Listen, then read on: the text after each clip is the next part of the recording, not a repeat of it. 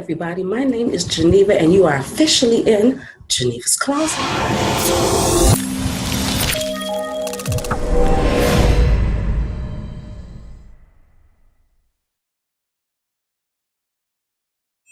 How you doing, everybody? I haven't seen y'all in a long time. It's been a while, but I am back. I'm back, and I'm better. And who do I have on today's show? Well, his name is Shelby, and I'm pretty sure you've seen him because he was just recently on the show with his soon-to-be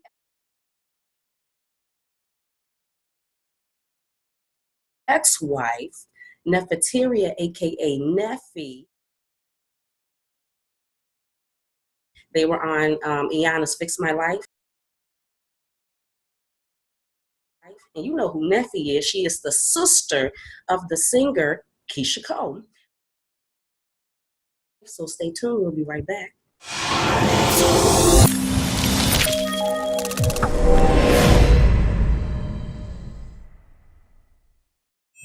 I'm so happy to see you today, Shelby, and I'm really excited to talk to you today. This interview absolutely is not about bashing Neffie Day. It's not about bashing Neffie because at the end of the day, people, he has had a long relationship with this woman. And even though we've probably heard of some of the difficulties in their relationship, I'm pretty sure he has tons of good memories with this lady. And they also have a child together. I just wanted to understand, to understand some of the things that you went through in order for you to get to the point that you were at when you were on Iyanla's Fix My Life. Okay? Understood. And, you know, I would never bash my wife. I would never bash no woman, black woman especially. So, yeah, you can get that out of me no way. So, okay. That ain't happening. Okay. But I will be transparent, but I'm not going to be doing no bad. Okay, but I just wanted to let you know that too, that I wasn't even about that, and that's what this interview was not about. I did want to start off by asking you, Shelby, is how long was the taping for when you were on the show? It was 4 days. Okay, that was 4 days. Okay, 4 days.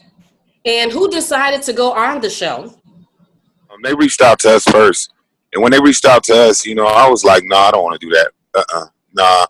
And Neffie was like, "Yo, we should just go on there." I said, you know, I was like, "No, I didn't want to do all that extra stuff." And at that time, we was going through a lot, but I prayed about it and I asked God about it, and God asked me, you know, I mean, not asked me, I'm sorry, told me to go, you know. So I did it on that. That's the reason why I did it, you know, and that's how we ended up on the show. Okay, so why do you think that they reached out to y'all? So do you think that they knew about the things that y'all were going through, or? Me and Neffie, you know, at the end of the day, we celebrities, so right. You know, and the same producers to shoot different shows shot Neffie in Frankie's last show. Okay. And they had kind of seen things going on, you know, that we wasn't transparent about in that show before Atlanta Van Dance. So they just felt like we'd be a great couple to come on there. Well, how do you think that your experience was now that you was on there? So when you look back at it, do you feel like you got something from it? I mean, my experience from that whole thing, it was spiritual. Okay. You know, a lot of, you know, we done a lot of TV, and that wasn't a TV show. That was more like a ministry. Right. You know, her whole team, you know, is people that you wouldn't even kind of believe, like people that she picked up along the way, and it was going through hardships and then through marriages and, you know, homelessness and all of that. And that's her whole team. Like, and she just got a big ministry. And, you know, people think it's a TV show, but over there with her, it's not. It's a straight ministry. So my whole feeling about being on there was, at first I was reserved, kind of like standoffish. But I was going through so much at the time and understanding what was going on, I just became very, very transparent to the whole process. Okay. And do you think that she helped out with that song because she seems so compassionate and so understanding? So do you think that that helped out with you being transparent? Like I said, it was more the prayer. You know, I guess they don't show that on TV. It was more the prayer that made me be like, you know, this is a safe place. Okay. You know, it was the prayers that we had, and the people that she had there praying for me and that. You know, we did a lot of prayer there. I don't know why they didn't show that part on TV, but they do a lot of praying while that process is going. I just thought it was cool that you had the opportunity to go and speak with her because she just seems like she gives so much advice and she's just so knowledgeable about a whole lot of things. And she was able to give you tools and everything, you know, to help you during your process. So for the people who don't know, what's some of the issues that you did have with Neffie when you went on the show? Or just some of them? At that time, you know, I guess when you stay in a hotel, you consider homeless, but you know, you have to pay to live in a hotel as well. I think you have to pay more than just living in the house. Yes. You know, and I just had a heart attack, and one of Neffie's cousins went to the office and said, because he had got put out, and you know, he started doing all kinds of like foul stuff to me and Neffie. And one of the things was telling, you know, everybody that was staying at my house at the time, it wasn't on a lease. And then the white woman that ran the place, she already didn't like us, and she was like, she called us a TV family. She just looking for anything to get rid of us at that time, you know.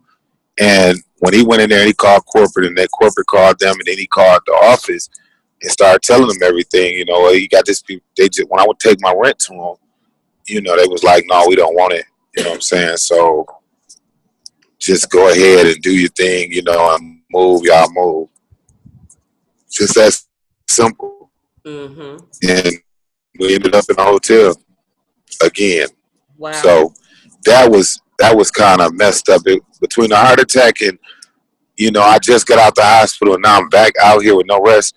That was the biggest issue at that time. Okay. For me. Okay.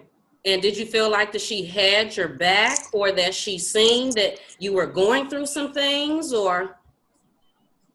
I mean, no, and no disrespect to my wife, but Right. no, you know, no, you know, because at that time I kept asking her, you know, we've been together 13 years, you know what I'm saying? So we've been knowing each other a long time, and I've been holding it down, and she been doing her part as well, you know, but at the same time, she was going to have to step up, let me heal, and she was going to have to hold it down without me for a minute. That never happened. Right. Now, on the show, I heard her say something about that you asked her to kind of fall back and then let you be the man. Can you explain what you meant by that? Because I think that a lot of women may get that confused if a man say, babe, fall back and let me be the man.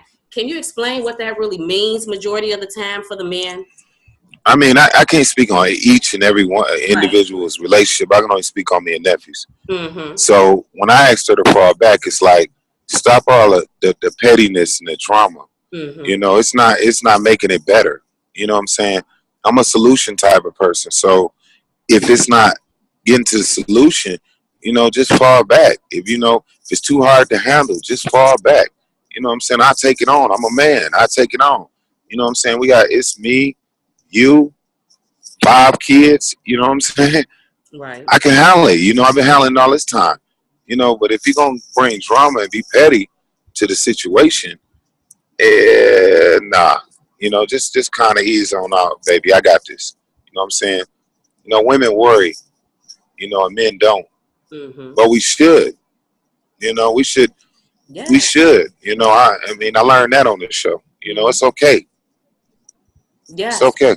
Yes, I agree 100%, because that's one of the things with men, you know, like when women get frustrated, agitated, mad, we cry, you know, we let you know we frustrated, you know, we're stressed, we feel backed up against the wall. But a lot of time with y'all men, Shelby, like we don't always know, because y'all tend to be so strong. You look strong. You don't really show emotions. You're not crying. So I don't know that you're stressed out. So what are some of the signs now that you know that maybe us women can look at to tell that my man is stressed, like he going through some things, he need me? It's simple. When your man start to be like, you gotta understand something. Like when it come to men, explain. And I had to learn. You know, I learned this too on the show. Okay. It's more than stress. It's depression. Okay. It's deep down inside of us. It's depression, because no man wants to let no woman down, you know, especially somebody you with and you love, you know. And if you got kids, that's even more frustrating because they look at you like that rock, you know. But we as men, excuse me, have to understand when we're in a union with a woman, a covenant, you know, through God, He put us together for a reason. They help me. You know what I'm saying? But if we bottle everything up and we trying to do everything, she can't do her job. And that's where we lose focus at. You know what I'm saying? That, you know, we got emotions. We go through things. We cry. You know, we might cry by ourselves, but we cry. But it's okay. And it's okay to let it out. Because when you hold it in, you start going through depression. Take it from me, I can only speak on myself. I went through depression for years because it seemed like just when you get in there, you get pushed back 10 steps. You know what I'm saying? I don't believe in an eye for an eye. You know, I believe God is the vindicator. Somebody do me wrong don't mean I got to go do them wrong. So that's something else I'm bottling up. And I'm going through it. Or my wife ain't doing what I need her to do. She ain't cooking. She ain't cleaning. She ain't taking care of her business as a woman. You know, I'm not going to speak on it and start anything with her. I'm going to bottle that up. You dig what I'm saying? Mm-hmm. So the kids, they need this, they need that, they need that. And you can't give it to them at the time. You bottle that up. And you try to make it happen by any means necessary. And a lot of men do things that's stupid instead of just sitting down having communication with your family and talking to them and being transparent. Right. You know, you try, you know, because you don't want to feel weak. You don't want to feel disrespected. You don't want to feel, you know, they can't believe in you. It's not true. That's what they're there for. They're there to help you. You know, you can only do, or you're going to have a stroke or heart attack or aneurysm. You're going to break down and it's going to be worse. You're going to lose everything, including your life. And your life is more important than all of that, you know, to tell the truth. You're no good to them that way. Right. I was no good to my family, you know, at a certain point. That's why I had a heart attack. I had a heart attack completely from stress, yelling and screaming and somebody yelling at you, you know, and not understanding it. You just like, wow, dang, man. When the doctor told me that, and I'm not a dude that shows emotion like that. Never was. I was always a quiet one in the background. If you ever watch shows previous, I never said nothing on purpose. Mm-hmm. There was a reason. But plenty of people had something to say about me. Okay. Plenty of family members that I helped had something to say about me. You know what I'm saying? Mm-hmm. But I never rebutted it. I never argued it out because I knew the truth. You know, I don't make up things. So I just bottle it up. And it hurt me because I really did it out of love. But what I learned on the show is don't bottle nothing up. Go have that conversation. Okay. You feel like you're going to cry. You feel like you can cry. You know, I ain't cried in years. Mm. That woman, that was the first time I was able to open it up to anybody. Wow. I told that woman things about my childhood I would have never told nobody, and it came out to the world. Wow. So do you feel that even if you would have talked to Neffie, which I'm pretty sure that you probably had some conversations with her, do you think that she would have heard you considering the fact of all the baggage and the things that she had going on? At the time, no. Okay. Okay. No. Okay. I don't, honestly. Since you had a certain amount of baggage and then your wife had a certain amount of baggage, it's like really hard for y'all to make the relationship work because you got so many back things going on. Do you agree with that? Let's say for the next relationship. So not your relationship, but the next relationship or the people out there getting in relationships. So should they pay a little bit more attention to a person's past, maybe the baggage? Because, you know, people don't usually want to talk about that. They be like, well, I really don't want to talk about my past. But maybe you should. What do you think? Well, honestly, me, myself, and I only can speak for me. Right. I didn't know I had baggage. Okay. Okay. I didn't know what baggage was. Wow. You know, so how can I address something I didn't know I was carrying around with me? Wow. You know, we don't go to therapists. We don't do that kind of stuff. Black people don't do that. You know, it's normal. It became normal. It's the truth. Like, it's normal. It's normal to go outside and see them guys down the street shooting the guns or this girl down the street getting raped, this dude getting abused and raped. That's normal. We just, you know, we don't think it's going to affect us when we get in our 30s and 40s. That's normal to us, but it's not normal. That's true. So at no point in your relationship with all the things going on, you never thought about how you met her, the situation she was in with the children and pregnant and blah, blah, blah, or never thought about, man, some of the things that I'm doing could go back to the relationship with me and my mom or something like that? Just never?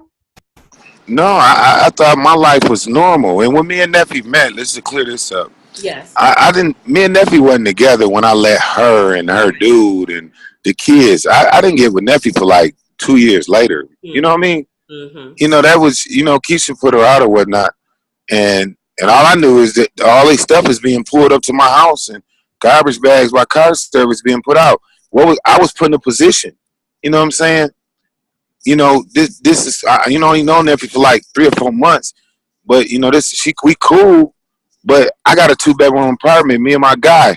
And also she was cool with my dude's baby mother at the time, you know. So, and when she came, you know, I'm not gonna say, nah, you know, you got kids. Mm-hmm.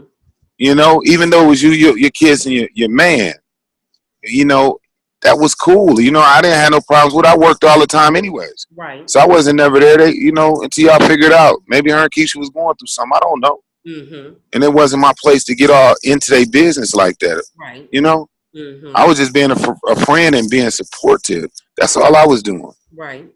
So, you know, how would I know I got baggage? You know, again, I didn't know. Mm-hmm. You know, it ain't no other way of answering that question. I did not know because I never been to therapy until I went to that show. Mm-hmm. I never, you know, you was taught not to talk and not to say nothing. You a chick if you keep your, you know, you bring your feelings out as a man. So if you was raised that way, you know, and this what you hear niggas, excuse me, black men in your hood. I want to be as transparent as possible, but hey, you know, it's Geneva's Closet. It's all about letting the information out. So yes. yeah. So if you hear a man that's been beating up your mama your entire life, tell you suck it up, don't cry, this, that, another. No, you can't. The men don't do that. Men don't do that. You begin to develop that. Right. You don't need to talk to nobody. Don't tell nothing that's going on around you. Don't, you know, screaming and yelling at you. This man 6'5". I'm what, you know, at the time 5'2". Mm-hmm. Maybe 4 feet. If that, you know, growing up and to be a man, never being taught how to be a man. Okay. So, and a lot of us go through that, and that's why we so the way we is. It's some ignorant man or woman is raising kids out here the wrong way, and it affects them. But see, I didn't know that. Right. I didn't know nothing about therapy and what therapy really was for. You know, if you're doing therapy and people in the hood, they think you crazy. Right. You know what I mean? It's not. Right. Therapy is needed. It is. Mm-hmm. You got to be able to talk to somebody, and I didn't have nobody to talk to. Right. You have sat down and had the chance to talk to Iyanla. How do you think your mom and your dad affected your life now, thinking on it, or your relationships? You know, that's a good question. Okay. That's a very good question because I actually know the answer to it. Okay. And the way I'm going to share it, you know, is something that I've been asking myself for the last 3 months. I learned that my mom, boy, let me see. I got to say this right. Okay. My mom affected me because I've always been trying to save my mom. So in every relationship, I'm looking to save a woman. Because I watched my mom go through a lot of things that my wife go through, or my previous relationships. And that, I was attracted to Neffie, you know, because Neffie's she's a good woman. Okay. She got issues like every other person. Mm-hmm. Yes. Um, but I didn't recognize I had issues. And my mom definitely affected me, you know, affected my choice of women, the way I live, you know. My dad, I'm gonna call him dad because he's been there since I was 2. Okay. He showed me what I did not want to be, ever, ever. Watching him beat my mama for all them years and things he did to people, and I never wanted to be that. Okay. You know, when that's the only man in your life, and you don't want to be like him, that kept me from being like him. Right.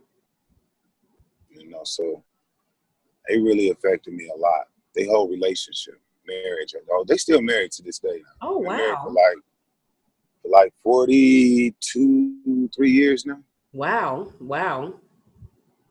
But he's a pastor now. He's been a pastor for the last 20 years, and he changed his life, so I don't hold no grudges, and I forgave him a long time ago.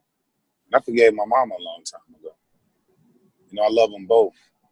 You know, as I learned that people go through things, you know, out here, and they probably didn't want to see me go through that. You know, I could have been the next president, still can be. But when you don't have parents to encourage you and push you in that manner, and they push you opposite way, you become who you are. And what I am is a man that's been in search of his family, in search of a family. You know, so yeah, they affected me. In your next relationship, because are you currently in a relationship, or are you just trying to get out of this one first? Honestly, right now I'm working on me. Okay. I don't even speak on the relationships, you know, or anything. Me and Neffie not divorced, you know. Right. So, or is we legally separated? You know, but if that's what she chooses, that's what I'm gonna grant her. So once again, I'm trying to help. You know, whatever's gonna help her and those kids be better, so be it. Okay. But right now, I'm focused on self. Oh, right. Something I've never done. I've never focused on myself. And really, honestly, how could I be a better man to anybody if I don't focus on self? Now, what does that mean? Because people say that a lot, that I'm focusing on myself. So what does that mean for you?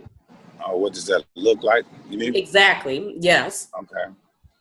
That looks like more school. Okay.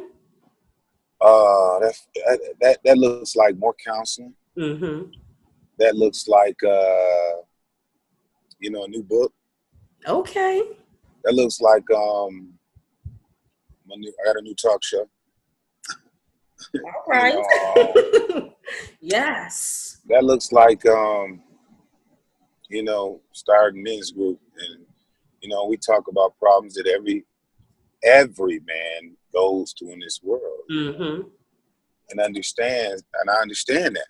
You know what I mean? I really, truly understand it, and I've always understood that part. You know, and it just needs to be a little bit more men being open, being a leader for men. You know, let them know it's all right. It's all right to have emotion. You know, you don't have to be gay to have emotion. You don't have to be a gay black man to have emotion. You can be a heterosexual black man and have the same emotion. Because really, nobody wants to be extra hard. They just want to be loved. I just want to be loved. You know, I just want to be that soccer dad. I think that's absolutely wonderful that you're focusing on yourself, because I seen the show, just like everyone of y'all seen it, and we heard Iyanla say that he needed to focus on himself. So that's wonderful, Shelby. That is absolutely wonderful. So, but let's say that you do at some point decide that you want to get into a relationship at some point. We just don't know when. But when that time comes, have you like envisioned at you know, like what would be the best woman for you now at the age and at the stage that you're at now with the things that Iyanla has taught you? What would be the best woman for you? A woman that does what? She's more concerned about you. She asks you a lot of questions. Baby, how you doing? How you feel? I mean, what? It's simple. A woman of God. Okay. It's Okay. simple. It's no whoever God sends me. You Mm-hmm. know, and then when that time comes, we'll see what it is. But right now, it's it's really not on my mind. Okay. And I have plenty of people who show a lot of love and support. Okay. But I want to be a better person. How many children do you have, Shelby? I had my kids when I was young, 12 years old, 13, 14. My kids are Okay. grown.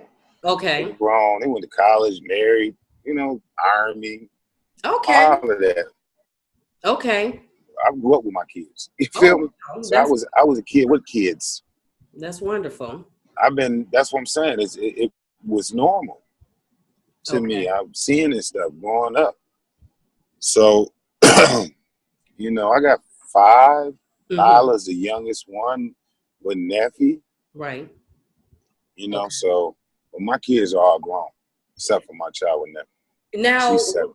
when you talk to your kids, especially by them being grown, grown and stuff, do you see any things from your past negatively that they may be taking from you? Just because you know how they say we have generational curses and, certain things happen to you. And I don't know if you talked about it with your mom, or maybe if she's mentioned that maybe certain things happened to her when she was a child. So have you talked to your kids and found out maybe if they're dealing with some of the things that maybe you dealt with in your past? Believe it or not, I've been very, very protective over my kids. Like I Okay. said, I grew up with them. Mm-hmm. And, for the lighter part of things, they haven't went through what I went through. Okay. And that was me protecting. I gave them what I didn't have, Father. Mm-hmm. That's what I gave them. That was my gift Okay. to them. To this day, they still, Dad, Pops, Dad, If my sons ever have a problem, they always call me. And, they pretty bright kids. They all graduated. So, I did my job. They went to school and graduated college. And they graduated. So now they living their life and they're doing their kids the same way. Mm-hmm. So that was a sacrifice I was willing to make. Okay. Okay. I sacrificed my childhood. I mean, well, that was great that you were there for your kids. I mean, so kudos to you, Shelby. Kudos to you. I wasn't doing it for kudos. I was doing it because I know I was. You don't have to do it for the kudos, but I'm going to give it to you anyway, because look, just in my life, just like how you said in your life, you experienced some things, certain things you never experienced. In my life, I don't always see, and I'm just keeping it real, I do see, but not all the time, Black men with their children. I think that's probably why when I do see it, I be like, oh, Tito, look at that. He's with his children. Because it's just so beautiful to see a Black man taking care of his kids. And considering the fact that you went through so much and you had your first child when you was 12, people usually be like, but you stayed there and then dealt with it. Now, I'm going to ask you this just for the sake of asking. So I'm going to throw my own self out there. I have 4 children by 4 different men based on my decision-making skills back in my younger days. How many baby moms do you have, Shelby? 3. Do you get along with each one of them so there's like no disrespect or craziness? I don't do that. Okay. I don't even tolerate that. I don't, I ignore ignorance. You know what I'm saying? Okay. If you want to act ignorant, you're going to be by yourself. We won't talk. Right. It's that simple. It's really that simple, and everybody that I've ever been with that kids, what I've been trying to save from my first kid's mom to my second kid's mom. Okay. I've always, relationships will be similar to what relationship was in this material. Okay. And so we don't have them problems. So when you look at social media today, because with social media and reality TV, it just makes Black relationships seem bad. It's just so much disrespect. What do you think is going on in Black relationships today? I mean, why do you think it's so much disrespect? The men disrespecting women and vice versa. Women, we be disrespectful too. Why do you think it's so bad Because I want to say it's the new generation, but I be seeing people my age doing the exact same thing. I'm not gonna And sit I'm here and almost never, 40, ever. so. Yeah, people have to understand is, Mm-hmm. I don't. It goes back to that generational curse you was talking Right. about. Mm-hmm. It's against us, not other races. You know, our women have been programmed that they can do it themselves. They don't need no nigga. They don't need this. They don't need that. You know, and then you got the niggas like, you know, if she don't need me, you know, what I'm gonna be around for? You know what I'm saying? And it's just us because we're not educated enough. It all comes from education. It starts with education. It's free. You know, and when you use education against ignorance, you have a different result. How many people is really going to school? How many people is dropping out? How many people is having babies at 11 and 10? Yeah. You know what I'm saying? How many people turn right? How many people have been taught different? It ain't many. Yeah, it's not many. You know, you from Chicago. I was born in Chicago. Yes. South Side. So go outside today. Go down to, because they don't have projects no more. Mm-hmm. Just go to the neighborhoods or whatnot. You know, and you can go from each house to each house. Who's really being raised? Yeah. Them young dudes out there running around doing what they want to do. Young women out there running around doing what they want to do. And it's like that in every black community. Yeah. It has nothing to do with social media. Mm-hmm. It was already programmed. Mm-hmm. It's got to do with TV, social media, everything. You know, the jail system, all that stuff. You know, they taking the fathers out of homes. Yeah. They doing it deliberately, but that's a whole nother kind of thing I really don't want to get off into. Mm-hmm. You know, and we're not educated enough, a lot of us, to not even recognize it. That's true. We're dying slow. Mm-hmm. Dying slow. In a minute, it's just going to be black women. Remember I told you that.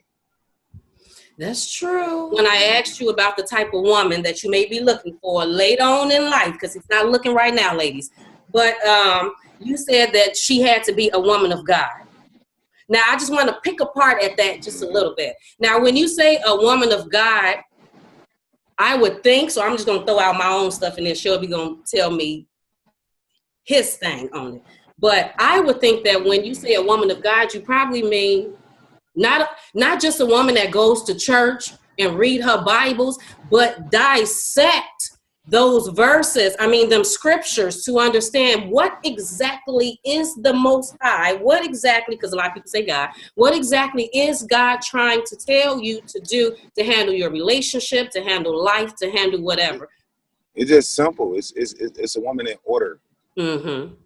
In order by God's laws, not my laws. Right, exactly. You know what I'm saying? Mm-hmm. Not my law, not man's laws, God's laws. Right. You know, that knows what a wife's supposed to be. I don't have to show you. Look in the Bible to tell you. Exactly. You know, the squirrels get up every day. They do the same thing every day. If you look out your window, them squirrels doing what's right, and they're in order. I want to be in order. It's just that simple. All right, I just wanted to clarify that. What is your relationship like today with Neffie? We good. I'm cool. How do you feel about the divorce? Are you good with the divorce? You like, hey, this is what we needed, or you were sad? I'm, like I said, that's up to God. I'm good with whatever. So whatever God's God will. wants. Yeah, it's God's will, not my will. Okay. I'm like I said, right now I'm working on me. Yes. Working on me. And can you tell us again, what can we expect from you in the future? Because you did mention a book. Oh, no, I just got a green lit. I have my own talk show like Steve Harvey. It's called Marriage Matters. Wow. Marriage Matters. The network picked it up, and I'm glad for that. That was a blessing. I got a book. I'll be done writing it at the end of this month. And that's going to come out. It's called African American Husband, Dying Breed. Okay. Got a few things popping. Okay. All right then. Well, congratulations with that. I sure can't wait to see this the talk show. Definitely yeah. for that. It's big. It's really big, and I'm humbled to be part of it. That's all.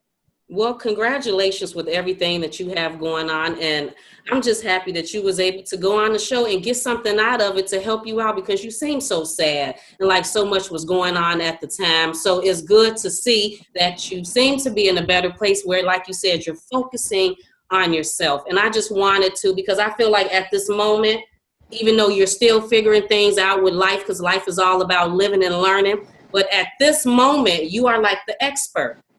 Because you kind of been through some things, so you can kind of help people out and give them a little insight on maybe some things that they should watch out for and how they may want to handle situations. So I appreciate you, Shelby, for taking the time out of your day, because I held you back a little bit with my Wi-Fi, for taking the time out of your day to come and speak to me.